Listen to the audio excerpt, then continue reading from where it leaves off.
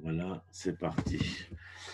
Bonsoir. On va donc commencer à voir le livre d'Amos après avoir vu dans parmi ces 12 prophètes, Osée et Yoël. Amos est un des 12 prophètes qu'on a l'habitude d'appeler les petits prophètes, mais en vérité, leur message est essentiel, bien en dehors de ce que l'on peut trouver chez ceux que l'on appelle les grands prophètes, Isaïe, Jérémie, etc. Je vais juste couper le son, comme ça, pas le mien, mais ceux des autres. Voilà, comme ça, on peut faire court. Alors, on y va. Amos est le premier en date des prophètes scripturaires. L'entrée en scène de ce prophète est tout à fait spectaculaire. Pourquoi ?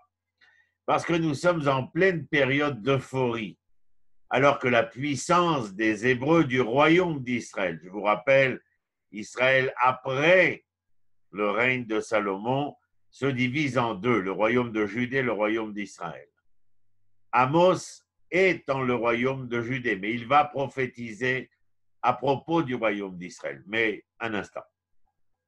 Donc je disais, nous sommes en pleine période d'euphorie alors que la puissance du royaume d'Israël atteint son paroxysme. Et là, dans le royaume de Judée, à Beth-El, au nord de Jérusalem, il annonce deux catastrophes imminentes.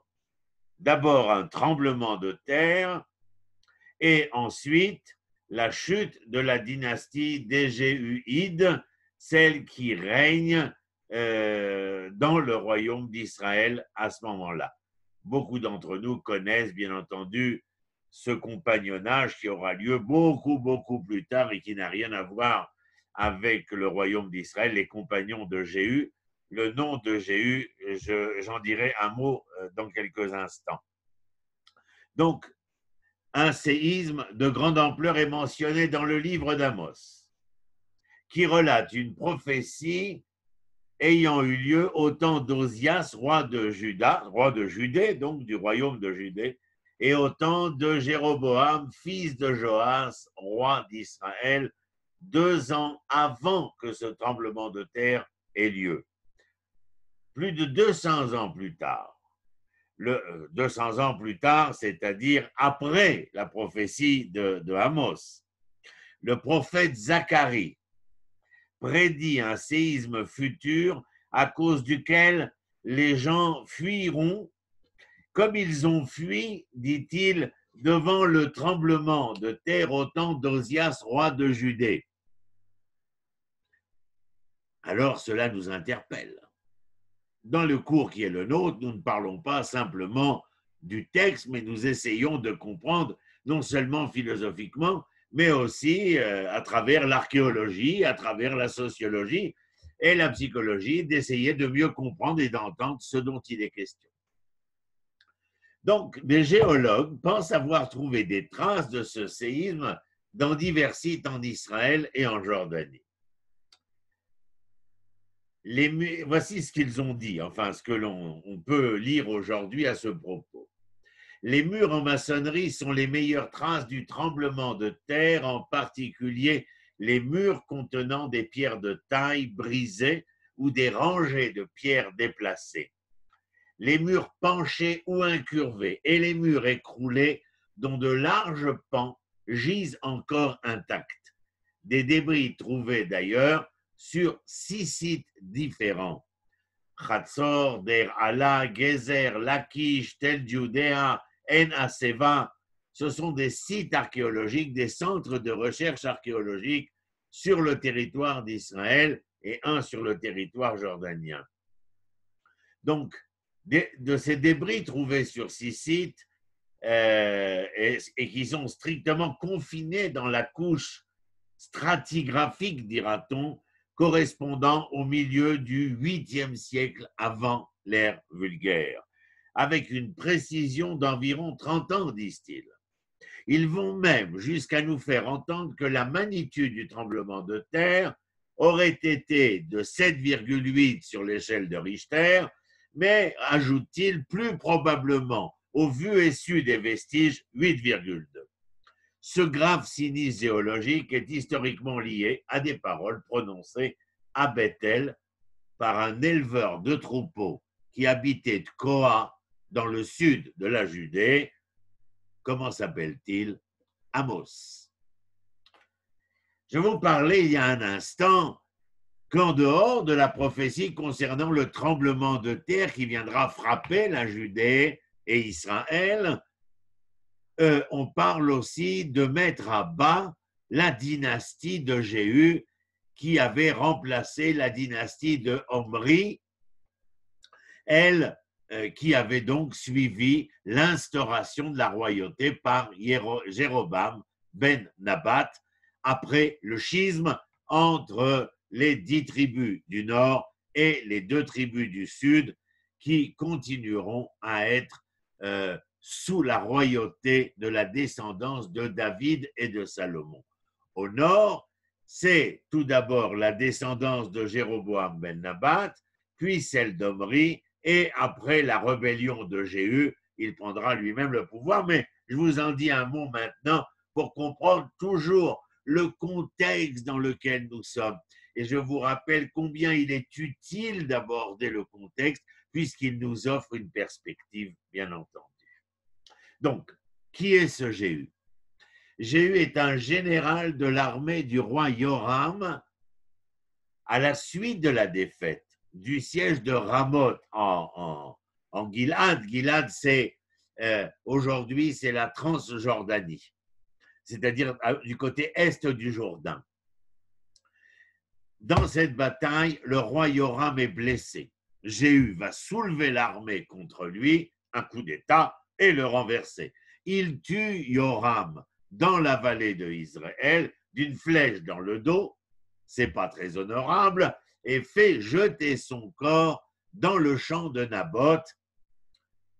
Une légère parenthèse, Naboth avait été lésé de son champ par le couple royal Jézabel, Isével en hébreu, Jézabel et Achav, et la prophétie de l'époque avait promis à Isével et Achav, de voir le sang couler sur ce champ qu'il s'était octroyé de manière pernicieuse et fallacieuse. Donc voici. Naboth avait jadis été tué, spolié par les parents de Yoram, dont je viens de vous parler. Jéhu tue également les enfants de royaume et sa mère Jézabel. On ne lésine sur aucun effort quand on fait un coup d'État, et il réalise ainsi la prophétie d'Eliaou, du prophète Élie, de vengeance divine contre Jézabel, qui avait assassiné, poursuivi les prophètes, et succède à Yoram. Donc Jéhu succède à Yoram, il régnera 28 ans en Israël, dans la ville de Shomron, la ville de Samarie. Les paroles d'Amos sont ainsi inscrites dans le premier verset. Paroles d'Amos, un des éleveurs de troupeaux à Tkoa. Cet éleveur de troupeaux, c'est un berger.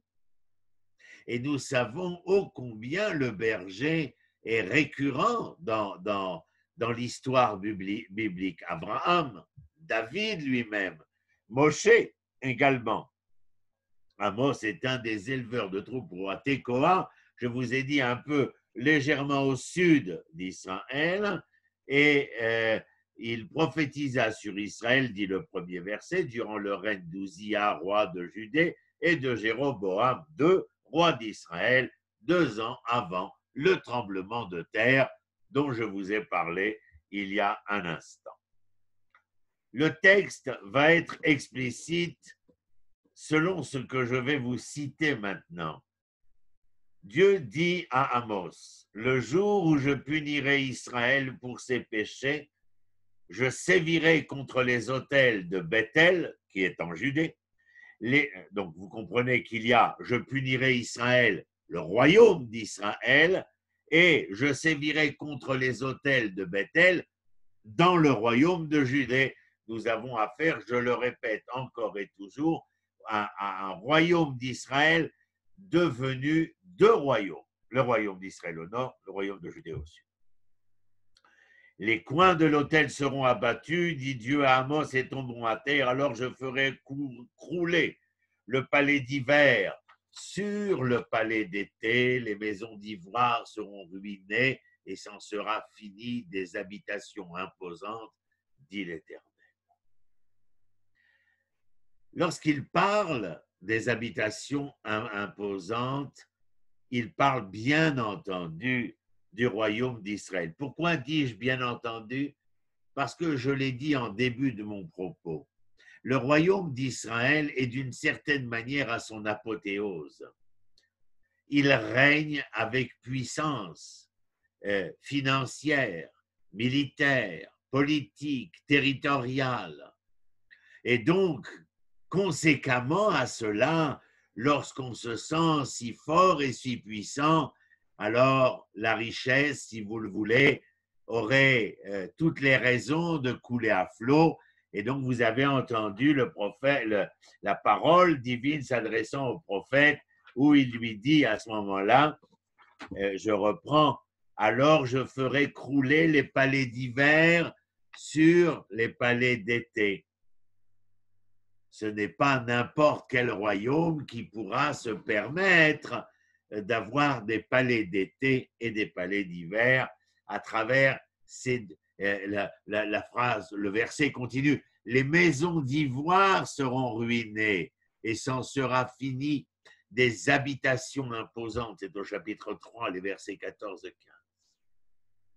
Mais vous l'avez entendu, les autels de Bethel, c'est-à-dire que du royaume de Judée, il y a aussi une volonté divine de faire entendre à Amos qu'il ne s'agit pas simplement de venir et de faire entendre raison au royaume d'Israël, mais non des moindres, au royaume de Judée, car il y a des autels à Bethel, c'est-à-dire un culte idolâtre malgré la présence du temple de Salomon. Donc, il lance des menaces aussi contre Juda, dont il laisse entrevoir le proche affaiblissement. 2 années plus tard, éclatera le tremblement de terre. Le même jour, d'ailleurs, la lèpre frappera le roi Uzziah. Uzziah, qu'on appelle aussi Ozias ou aussi Azarias, est le fils d'Amasia et de Yekolia. Il a été roi de Juda durant 52 ans, au milieu du 8e siècle avant l'ère vulgaire. Il y est décrit comme un chef militaire, un roi bâtisseur, ayant développé l'agriculture avant de devenir lépreux. Et je vous explique tout de suite pourquoi, selon le texte biblique bien entendu, il fut, ce Osias, contemporain des prophètes Isaïe, Osée et Amos. Pourquoi est-ce que Osias devient-il lépreux? Je vous ai dit que 2 années après l'énonciation de la prophétie aura lieu le tremblement de terre et que, un peu plus tard, la dynastie de Jéhu dans le royaume d'Israël disparaîtra également. Mais au moment où le tremblement de terre a lieu, Uzziah, le roi de Judée, est déjà frappé par la lèpre. Pourquoi? D'abord, lorsque je vous ai dit que c'est un chef militaire, roi bâtisseur, développant l'agriculture, c'est un nationaliste de toute évidence. Un nationaliste fervent qui met tous ses dés dans ce nationalisme-là. Il met tellement tous ses dés dans ce nationalisme-là que, comment vous dirais-je, il va vouloir s'accaparer le sacerdoce. Le sacerdoce, ça veut dire prendre la place du grand prêtre d'Israël. Or, il y a, comme dans nos démocraties, normalement, bien entendu, une interdiction de mélanger les genres entre le législatif et l'exécutif, entre le juridique et le législatif, bien entendu. Et là, l'intervention, l'ingérence grossière de Uzziah eh bien, va provoquer chez ce monsieur cette maladie de peau. On en sait un peu plus aujourd'hui quand on sait que les maladies dermatologiques, dans la majorité des cas, ce sont des maladies que l'on peut, sans précaution, définir comme psychosomatiques. Voilà pour Ozias. Enfin, Ouzia en hébreu, Ozias en français.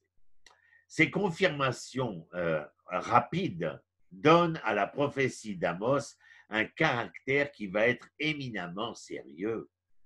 Dans le royaume des Jéhuides, je vous rappelle, le royaume d'Israël, on s'attend à la chute prochaine de la dynastie. L'hypothèque de confiance ici et d'assurance est levée. Le testament d'Élie, Eliaou, le prophète Élie, avait amorcé la disparition des Omrides. C'est lui, Élie, le prophète Élie, qui avait poussé Jéhu en quelque sorte à prendre le pouvoir. Il avait nommé un roi en Aramie également, et puis avait été déchu de sa prophétie avant d'être remplacé par Élisée, Élisha en hébreu.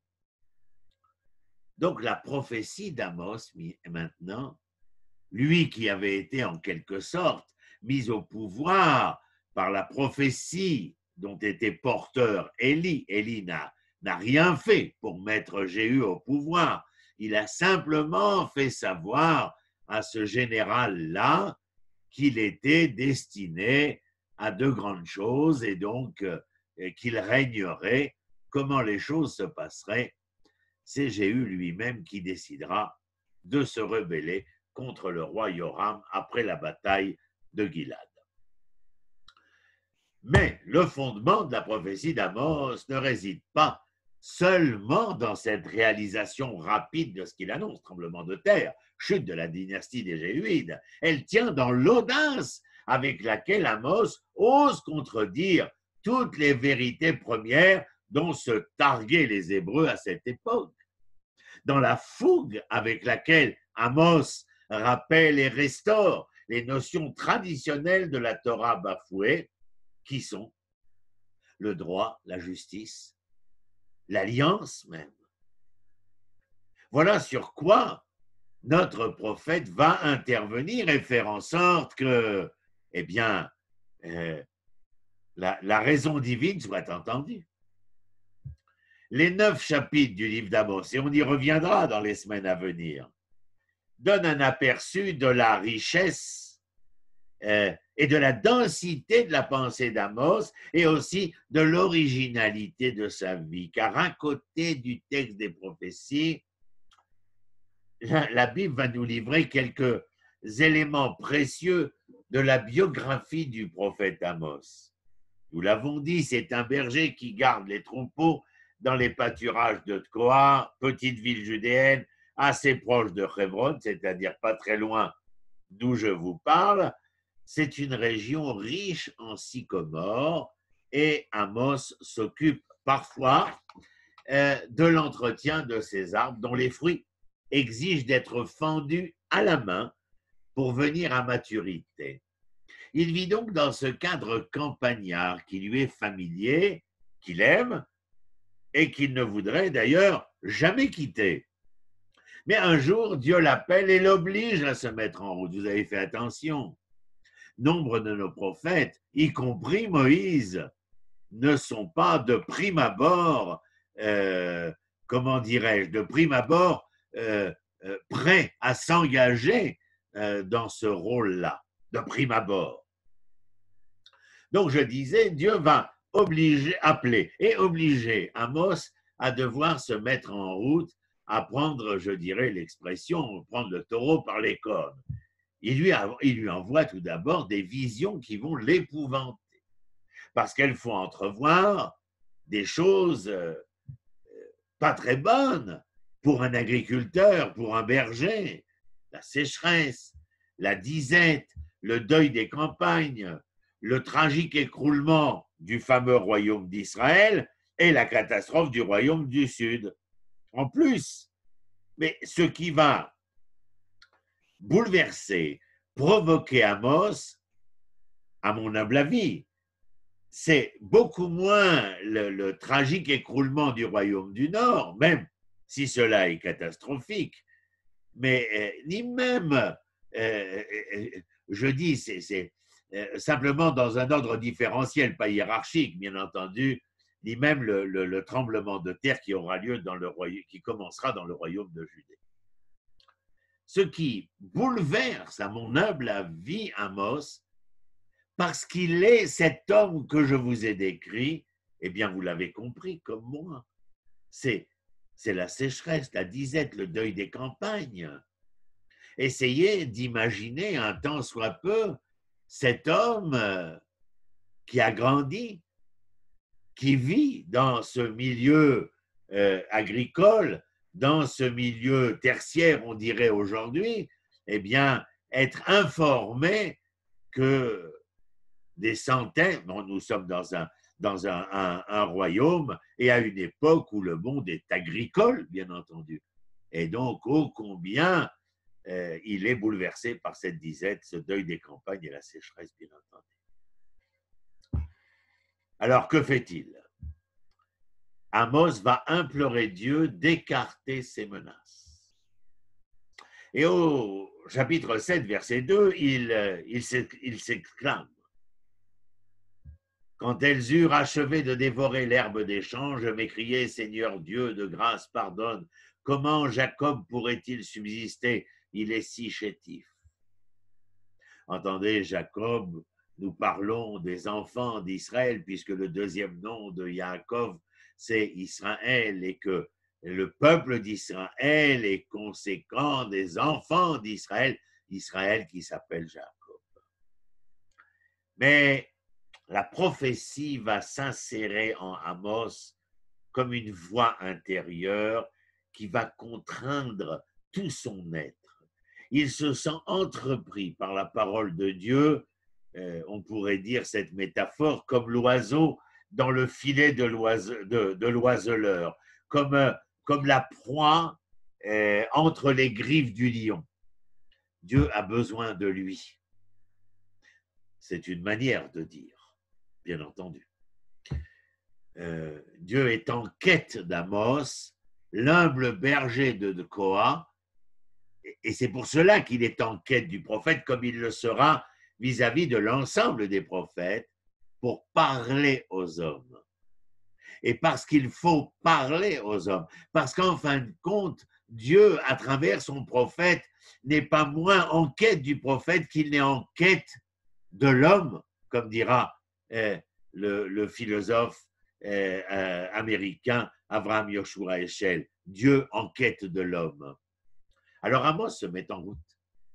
Et sans nul doute, vous avez fait le parallèle. Nous pouvons retrouver dans cette expérience éminemment mystique, certes, certains traits, je dirais, caractéristiques. Je l'ai dit, mais je le répète, Abraham, Moïse, le prophète Élie, et même celui qui va remplacer Élisée, à ses débuts plutôt. Mais cet aspect mystique avait complètement disparu chez les prophètes conformistes de l'époque des Jéhuides. Aussi, Amos insiste-t-il sur le caractère nouveau et insolite de son expérience.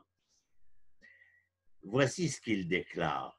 « Je ne suis ni prophète ni fils de prophète, s'écrit-il, voulant dire par là qu'il n'a rien de commun, entendez bien, oui, ouvrez vos oreilles, avec les prophètes professionnels ou institutionnels que l'on avait pu connaître dans le livre des rois, lorsque Élie, sur le mont Carmel, se défend face aux prophètes du Baal et qui viennent vouloir, comment dirais-je, se moquer du prophète Élie, annihiler même le sens et l'essence de la prophétie d'Élie. Donc il y a de ces prophètes-là. Et là, Amos arrive et il dit, je ne suis ni prophète, ni fils de prophète. Que veux-tu dire?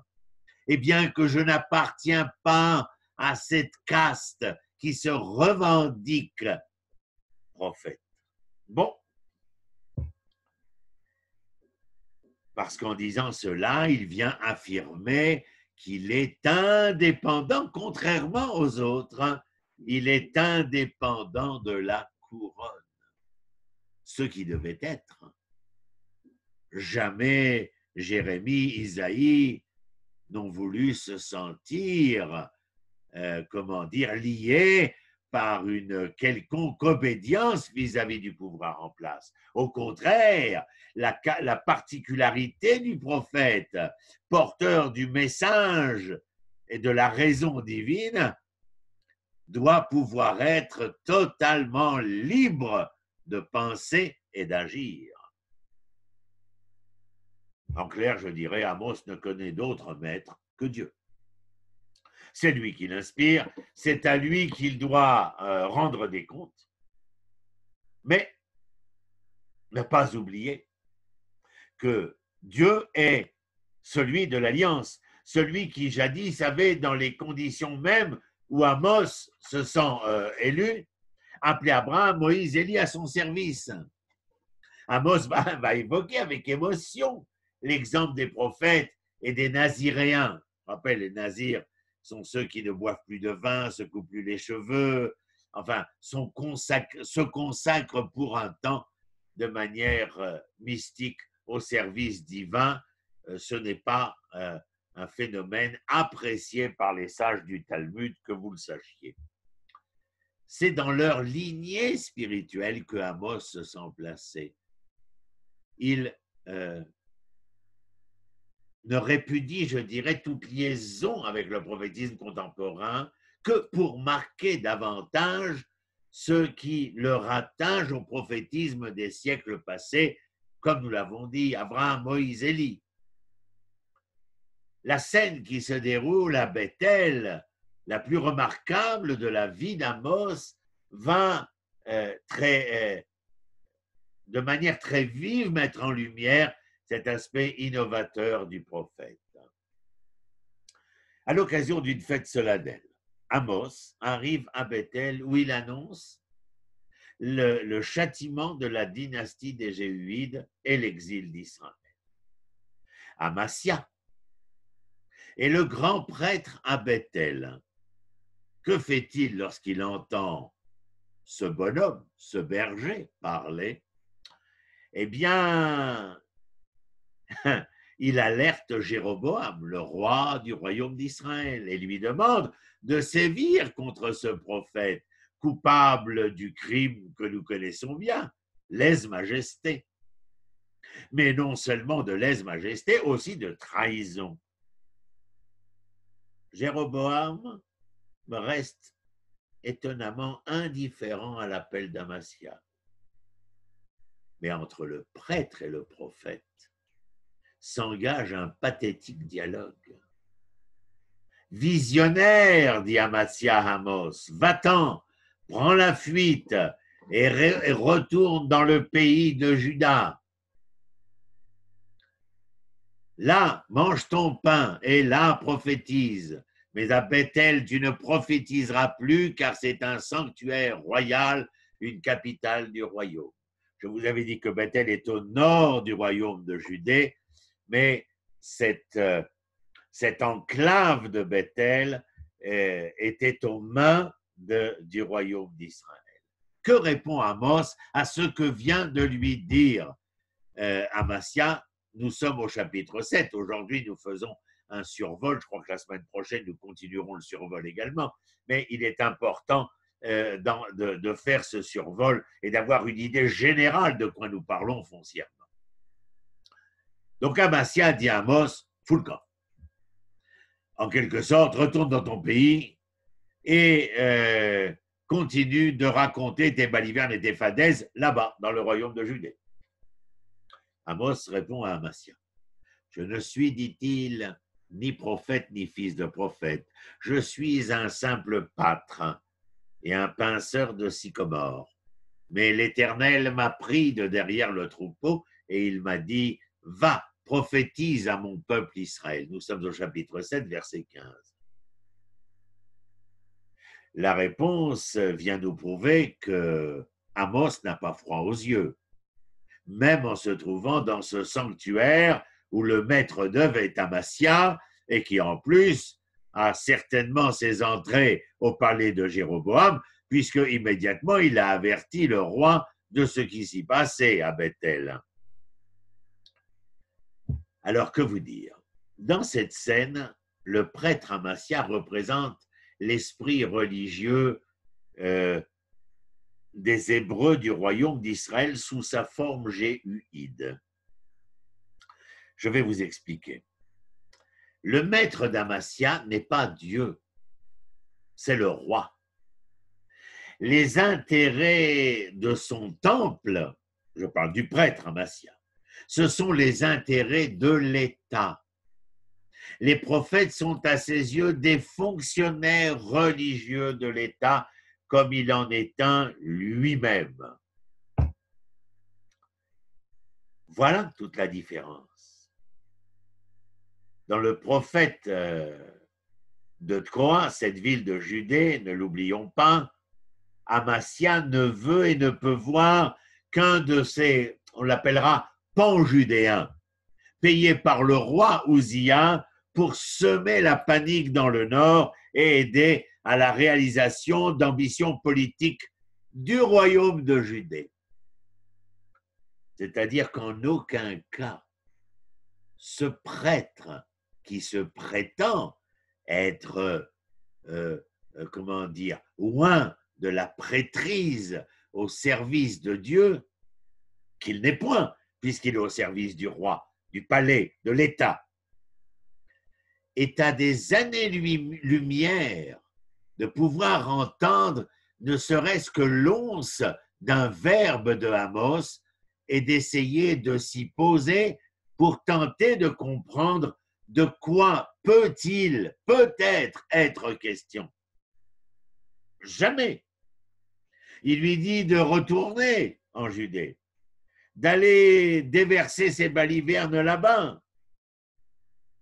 Et puis, le prêtre est d'abord et avant tout ici inquiet de cette question, à savoir, est-ce que ce petit berger, non point qu'il serait un prophète, bien entendu, là n'est pas la question, mais serait-il un de ces espions du royaume de Judée venu semer la zizanie, l'effroi, la peur, la crainte, ici au sanctuaire de Bethel?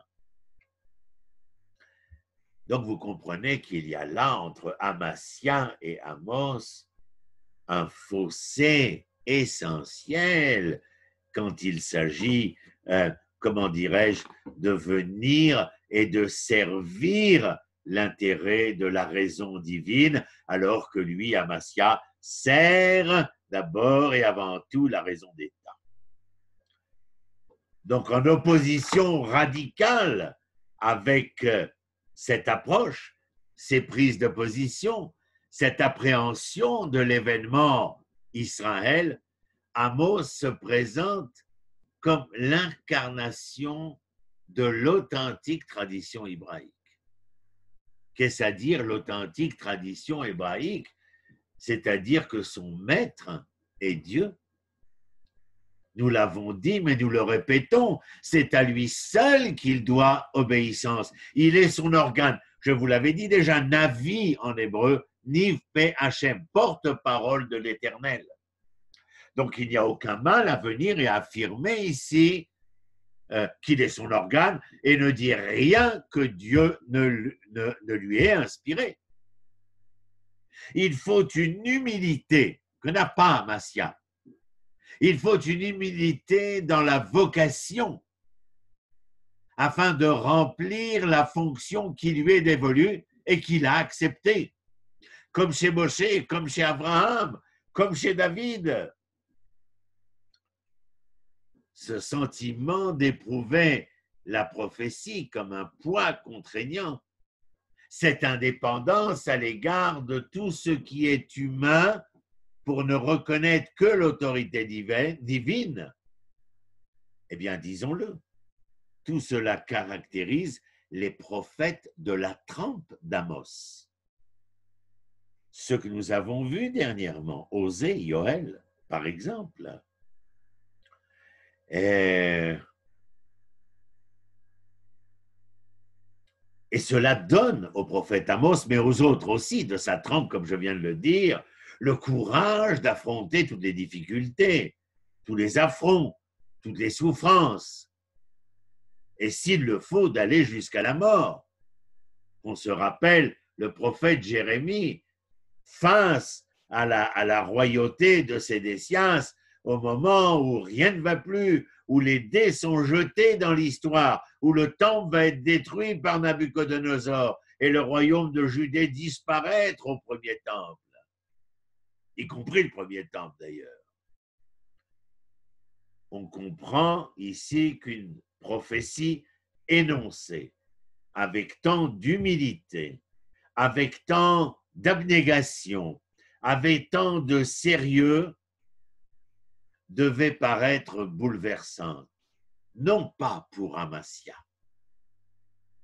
mais parce que la présence d'Amos s'est faite au milieu de la fête solennelle qui se déroulait à Bethel, Amasya, ayant entendu Amos, intervient.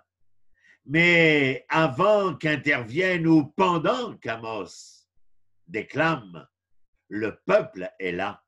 Une partie du peuple est là. Des représentants du peuple sont là. Et le message est entendu. Et si le message est entendu, peut-être ne sera-t-il pas véritablement compris, entendu comme il faut, mais il sera répété, transmis. Et ça, Amasya ne peut y consentir, bien entendu. Les discours d'Amos ont en effet une portée énorme, profonde.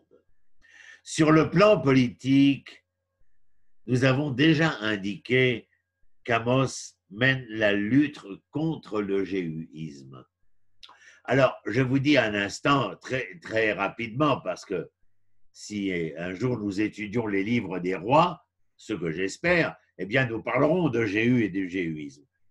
Mais essayez de comprendre et d'entendre que Jéhu essaye d'instaurer non seulement son pouvoir, mais étonnamment, il veut lutter contre les croyances de ceux qu'il a, comment dirais-je, de ceux qu'il a d'abord assassinés, mais qu'il a remplacés et pris leur pouvoir, c'est-à-dire la dynastie des Omrides, et Jézabel et Achav, Jézabel d'abord et avant tout, adorait le Baal qu'elle avait ramené de Phénicie, puisqu'elle était une princesse venue de Phénicie, le Liban d'aujourd'hui.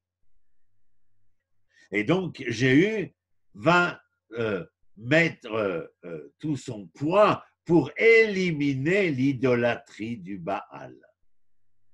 Mais d'un autre côté, on aurait pu penser, alors, le prophète Élie avait bien vu en essayant de pousser Jéhu à prendre le pouvoir. Non, mais pas seulement d'avoir voulu ce qui est bien, éliminer l'idolâtrie du Baal, bien entendu. Mais la syncrèse, c'est-à-dire ce mélange des genres que va utiliser Jéhu entre le pouvoir politique et le pouvoir sacerdotal qu'il veut instaurer, un peu comme Ouzia tout à l'heure, et un mélange des genres, c'est-à-dire un pouvoir syncrétique, comme on a l'habitude de l'appeler. Et dans ce mélange des genres entre le sacré et le profane, et vouloir mêler cela de manière, non pas que ce soit interdit, bien au contraire, mais mêler les genres en essayant de créer quelque chose de nouveau et non pas d'entendre la symbiose des deux, l'osmose possible entre les deux, mais à partir de ces deux éléments syncrétiques, eh bien de pouvoir créer, générer quelque chose de nouveau, une nouvelle croyance avec toujours la même idée. Et ne pas accepter l'autorité de Jérusalem.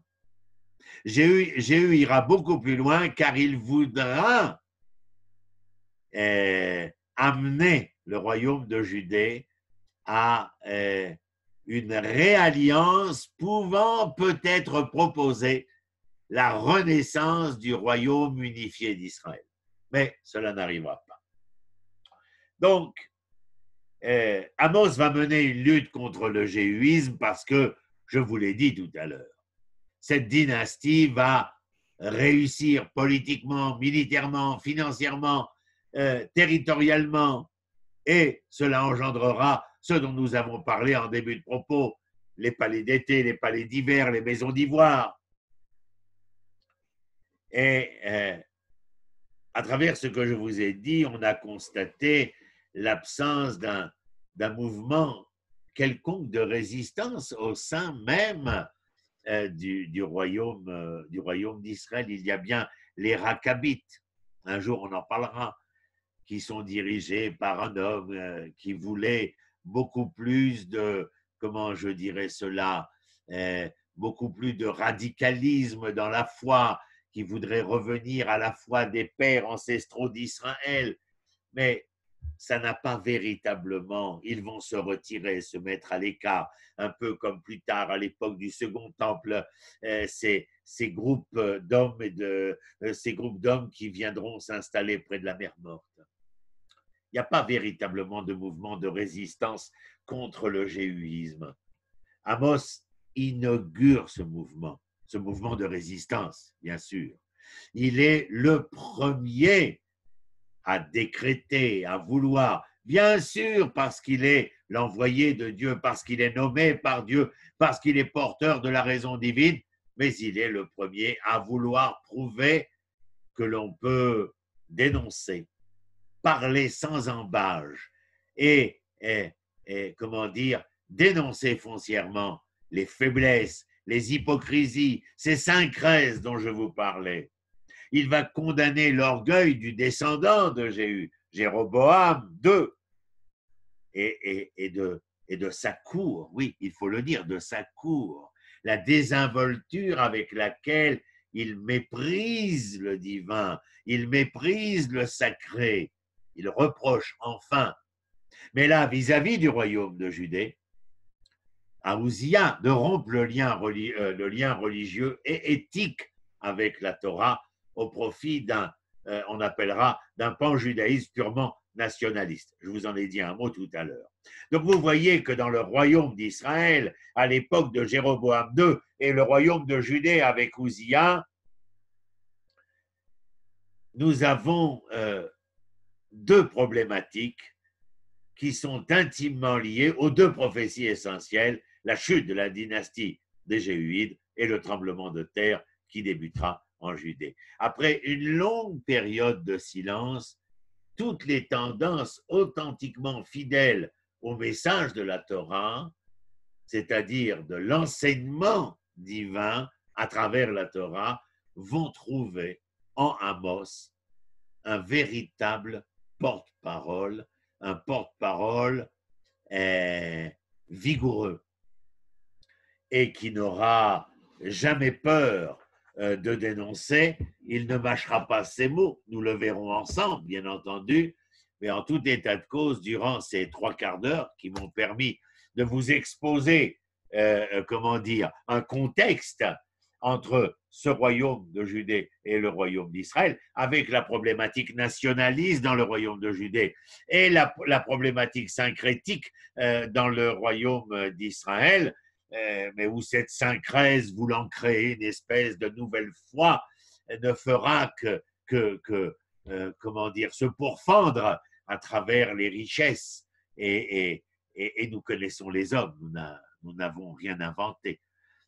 Et d'un autre côté, l'omnibulation d'un Ouzia au sud, dans le royaume de Judée, de son nationalisme et comment dire, de son avidité à détenir les rênes des pouvoirs, je dirais entre guillemets, de nos jours démocratiques, c'est-à-dire de pouvoir gérer avec ces rênes-là le législatif, mais je dirais la prophétie, le sacerdoce, c'est-à-dire la prêtrise et la royauté.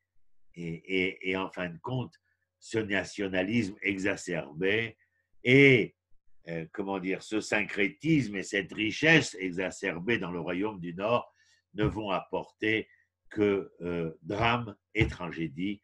Les deux plus importants pour nous sont la fin des Géuides et le tremblement de terre. Mais rappelez-vous que pour Amos, ce qui le mobilise, pour le berger qu'il fut, pour l'homme des champs qu'il fut, eh bien, c'est surtout de savoir que la disette, que le deuil des campagnes, etc., dans un monde totalement agricole, va venir frapper le royaume de Judée.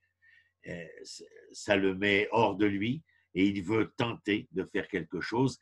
Et c'est parce qu'il est intimement persuadé des dangers inhérents à la chute des Géuides et d'autre part au tremblement de terre et qui plus est à la désertification des campagnes, c'est de cela dont il est question, qu'il veut intervenir et tenter de faire quelque chose, comme chaque prophète, eh bien de provoquer une réaction qui pourrait être une réaction en chaîne et permettre à Israël et à la Judée de se sauver. Voilà mes amis. On est quand même arrivé à 12, c'est joli Pascal, tu vois. Au fur et à mesure, nous allons et nous grandissons. Voilà, Wilfried, Shalom, Evelyne, bonjour, Paul, Christian, Béatrice, Raymond, Christian, oui j'ai dit Christian déjà, il y a deux Christians, c'est Christian Anga.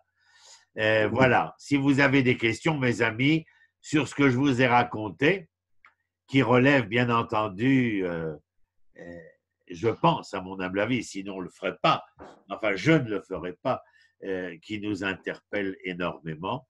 Dans quel sens? Eh bien, dans ce que je voulais vous faire entendre à travers ces deux royaumes, mais surtout à travers cet homme Amos, qui n'est pas convaincu de devoir être le porte-parole. Qui d'entre vous, y compris moi, accepterait demain de devenir, de monter sur les cageots de bois à Hyde Park et de commencer à haranguer la foule pour leur dire n'oubliez pas vos masques, gardez la distance et lavez-vous les mains parce que vous risquez le pire et le terrible.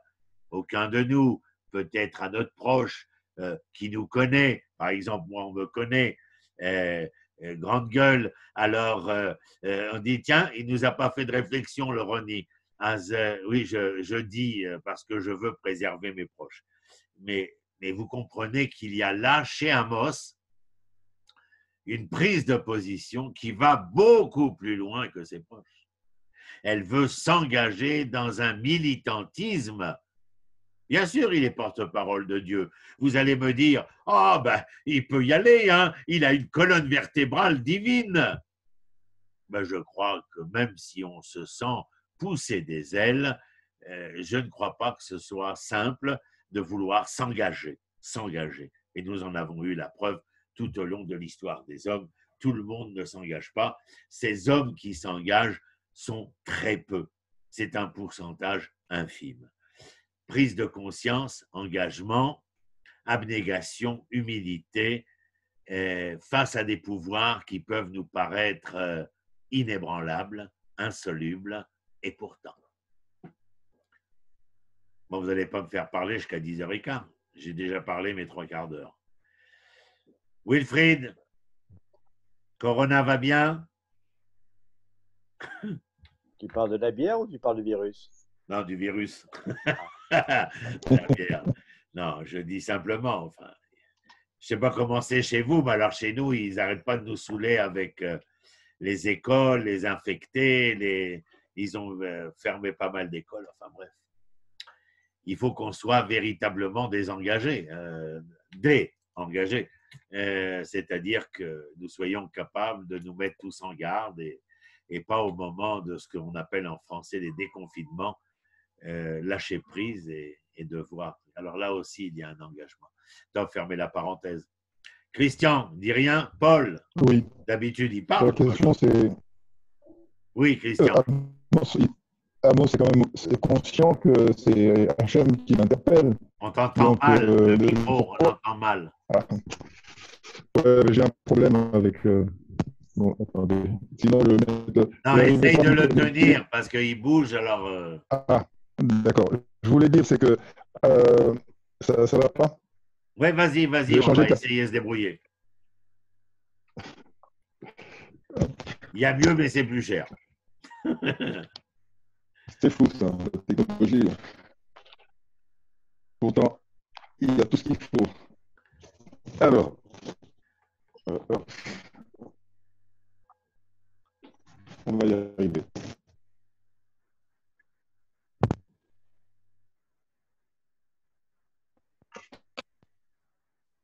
Allô? Oui, je t'entends. C'est pas mieux? Non, c'est Ah. pas mieux, mais c'est Je pas voulais grave. dire, c'est que Amos, quand même, il a quand même la conviction que c'est Hachem qui l'interpelle et pour s'engager. Oui, Il est quand j'écoute. même conscient que c'est un appel qui est différent. C'est pas un homme qui l'envoie ou qui l'interpelle. Donc, Absolument, mais ce que comment j'ai voulu… peut-on Je t'écoute. comment peut-on avoir peur à ce moment-là ou hésiter quand on sait que si Hachem t'appelle et qu'il t'envoie pour une mission, il sera avec toi, forcément. Parce que malgré que les prophètes soient des prophètes, il n'en reste pas moins des hommes. Et on l'a vu avec Abraham et on l'a vu avec Moshe. Nous l'avons vu. Et je crois que sans parler de prophétie, mais en parlant de quelque chose qui nous touche personnellement, présentement, je veux dire, que même si nous nous sentions investis de quelque chose, et je crois que, par exemple, vis-à-vis de ceux dont nous avons parlé il y a un instant et qui bouleversent la terre entière, même si nous nous sentons investis d'une responsabilité collective, la majorité d'entre nous hésitons à interpeller ou à être vindicatifs vis-à-vis de ceux qui seraient à même de pouvoir endommager le devenir collectif. Donc, il est vrai qu'il n'est pas… Moshe était porteur, Abraham avait reçu le message de son héritage, de la naissance de son enfant. Et pourtant, il reviendra 2 fois à l'assaut de Dieu pour pouvoir entendre que réellement, il sera le père d'un enfant, que son enfant n'est pas Ishmaël, que son enfant n'est pas son serviteur Eliezer, mais que non, il aura bien un enfant. Ah ben, Dieu lui avait déjà dit, ça suffit quand Dieu t'a dit, que crains-tu maintenant? Moïse, de la même manière, il est porteur, il est envoyé en mission, il revient vers Dieu quand Pharaon a décidé de ne pas entendre Moïse. Et il a alourdi le joug sur Israël. Alors Moïse vient et dit, mais tu m'avais dit que… Ben, tiens, ben, les enfants d'Israël, ne parlons pas des prophètes, les enfants d'Israël ont vu en Égypte ce que, et dans la mer, dit l'exégèse biblique, Ouais. ce qu'un prophète comme Jézéchiel Ben Bouzi, fils de Bouzi, ne verra jamais. Et les enfants d'Israël n'ont pas demandé de l'eau. Ils n'ont pas dit nous avons faim, nous avons soif, nous voulons manger. Ils avaient vu ce que toi et moi, nous ne verrons jamais.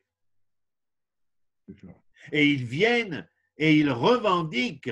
Alors, tu sais, je vais te dire, Christian, je crois que même comme j'ai été militaire, je suis officier dans l'armée israélienne, j'étais au Liban, je pensais jamais me retrouver dans de telles situations. Et je sais pourquoi j'y ai été quand on m'a envoyé en 1982. Et quand je rampais pour aller soigner ces soldats de 18-19 ans qui hurlaient à la mort et qu'il faut ouvrir une trachéotomie ou mettre un drain pour dégager le sang des poumons, etc., de la plèvre. Tu te sens investi d'une mission. Est-ce qu'une seule fois, une seule seconde, j'étais sans peur et sans reproche? Non. Et pourtant, je peux te dire que j'étais certain qu'il fallait repousser les organisations terroristes au nord du Litani, le fleuve, à 30 km de la frontière israélienne, et que nous en avions marre de voir les Katyushot tomber sur Kiryat Shmona et toute une population vivre terrée dans des abris. Et alors? Est-ce que cela… Alors bien sûr, ça nous engage à vouloir y aller. Mais lorsque Moïse a été, lorsque Abraham a été, lorsque Amos y va, et tous ceux qu'on verra plus tard, est-ce qu'à un seul moment, ils se sont dit envers et contre tout, nous irons? Même pas Jérémie. Même pas Jérémie. Il a hésité, il a craint, il a eu peur, il l'a fait, mais avec l'hésitation, avec la crainte, avec la peur. Jamais, je dirais, il n'y a pas, et heureusement qu'il n'y a pas chez nous quelqu'un qui sortirait avec une veste chargée d'explosifs et qui crierait Allahu Akbar. Ronnie. Oui, Paul. On ne te voit pas aujourd'hui, tiens. Pardon? J'ai dit, on ne te voit pas aujourd'hui, on t'entend. Bon, alors, zut. Non, mais vas-y, pose ta question, c'est pas grave, on n'a pas… Sur la chose.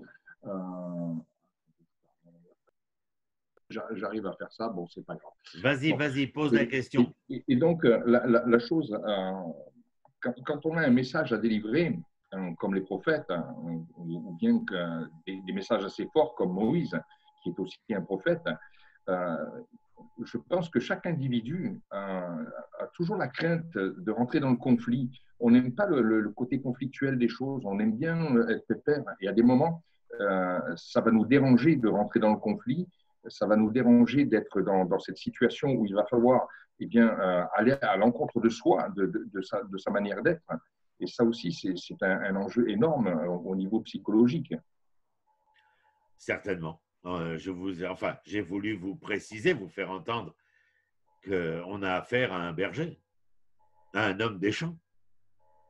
Il a rien pour, il a rien pour être inspiré. Et pourtant, Dieu choisit cet homme.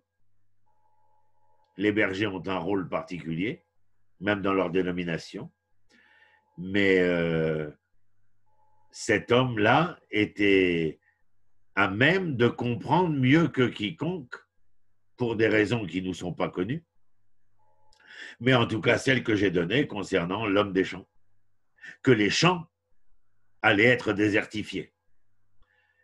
Et cette désertification de la campagne, la perte de la ruralité, on dirait aujourd'hui, provoque littéralement le sieur Amos. Et je vous l'ai dit en début de cours, peut-être moins que la chute de la dynastie des Géhuides ou le tremblement de terre. Parce que le monde agricole de cette époque était le sens et l'essence et la finalité du pouvoir-être et du devoir-être. Alors ça l'engage, parce qu'il veut, en fin de compte, on dirait, sauver sa compagne. Mais comme j'ai dit à Christian tout à l'heure, ce n'est pas une raison suffisante pour éliminer pour paraphraser Kierkegaard, toute crainte et tremblement. C'est ce à quoi ça m'a fait penser, en tout cas, ce début. La semaine prochaine, nous continuerons avec vous. C'est toujours un plaisir d'être avec vous. Wilfried, tu voulais dire quelque chose? Elisabeth, Jean, Evelyne? René, juste, oui. Peut-être que c'est pas pour insister pour insister, mais Amos, c'est peut-être la relation à autrui qui fait. Mais il y a peut-être une sagesse supplémentaire qu'il faut avoir pour arriver à faire passer le message. Certainement.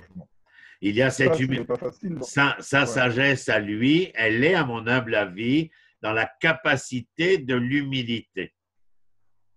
Parce que l'humilité, c'est la capacité que nous avons à faire un pas en arrière pour autoriser tout autre, y compris Dieu, à faire un pas en avant et là, le dialogue se crée.